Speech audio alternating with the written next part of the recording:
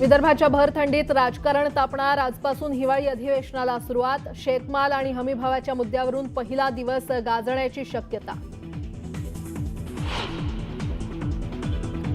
मंत्रिमंडळ विस्तार झाला. आता प्रतीक्षा खातेवाटपाची. येत्या 2 दिवसात खातेवाटप होणार. मुख्यमंत्र्यांची माहिती.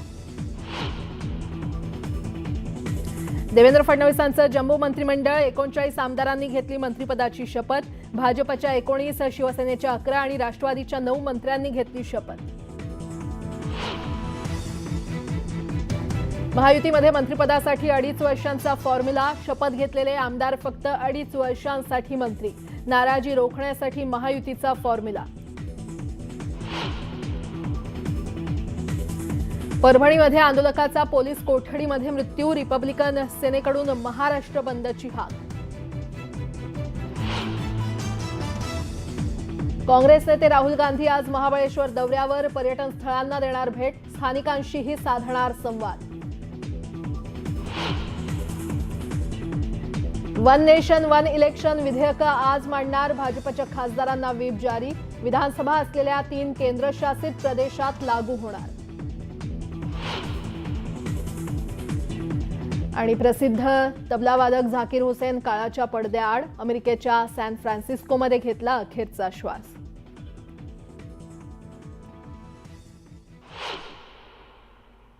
बातमीपत्राला सुरुवात करूयात. मंत्रिमंडळ विस्तारात प्रादेशिक समतोल राखण्याचा प्रयत्न केलाय आणि यामध्ये पश्चिम महाराष्ट्राला झुकतं माप मिळालंय.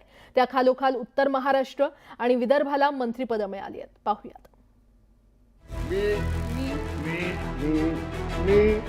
उपराजधानी नागपुरात महायुती सरकारचा मंत्रिमंडळ विस्तार झाला. या मंत्रिमंडळ विस्तारावर पश्चिम महाराष्ट्राचा दबदबा बघायला मिळाला. फडणवीसांच्या मंत्रिमंडळात पश्चिम महाराष्ट्राच्या वाट्याला 9 मंत्रिपद आली, तर उत्तर महाराष्ट्रातील 8 मंत्र्यांनी शपथ घेतली. विदर्भाला 7 मंत्रिपद मिळाली. मराठवाड्याला 6, कोकण 5 आणि मुंबई ठाण्याला 4 मंत्रिपद मिळाली. राज्यातील सगळ्या 6 विभागांना मंत्रिमंडळात प्रतिनिधित्व देण्याचा प्रयत्न सत्ताधाऱ्यांनी केलाय.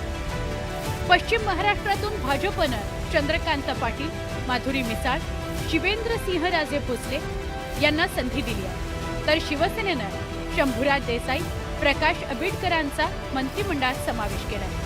राष्ट्रवादी काँग्रेसनं हसन मुश्रीफ, दत्तात्रय भरणे, मकरंद जाधव यांना मंत्रिपदाची संधी दिली आहे. पश्चिम महाराष्ट्राला खूप मोठ्या प्रमाणात मंत्रिपद मिळाली. 11 सदस्य आले आणि याचं प्रमुख कारण सांगायचं झालं तर ते असं सांगता येईल की पश्चिम महाराष्ट्र हा कायम राष्ट्रवादी काँग्रेस आणि काँग्रेसचा बालेकिल्ला राहिला. त्यातल्या त्यात शरद पवारांना मानणारा खूप मोठा वर्ग या भागात आहे असं सातत्याने म्हटलं गेलं. त्यांची या राजकारणावर खूप मोठी पकड आहे असं म्हटलं गेलं. त्यामुळेच की काय सरकारने आपला मोर्चा पश्चिम महाराष्ट्राकडे वळवलेला आहे. उत्तर महाराष्ट्रातून भाजपकडून गिरीश महाजन, राधाकृष्ण विखे पाटील आणि संजय सावकारे यांची वर्णी लावली आहे, तर शिवसेनेनं गुलाबराव पाटील, दादा भुसे यांना पुन्हा संधी दिली.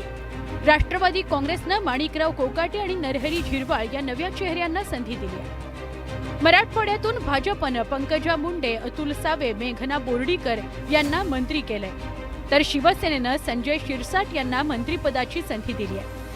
राष्ट्रवादी काँग्रेसकडून धनंजय मुंडे आणि बाबासाहेब पाटलांची मंत्रिपदी वर्णी लागली आहे.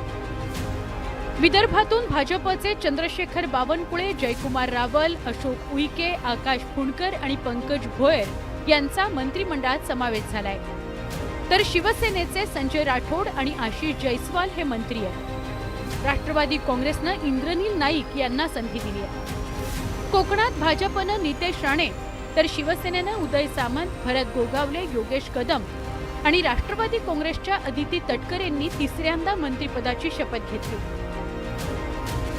मुंबई ठाण्यातून भाजपचे मंगल प्रभात लोढा, गणेश नाईक आणि आशिष शेलारांना मंत्रिमंडळात स्थान मिळालंय, तर शिवसेनेनं प्रताप सरनाईक यांना पहिल्यांदाच मंत्रिपदाची संधी दिली आहे. Bureau report, news 18 Lokmat.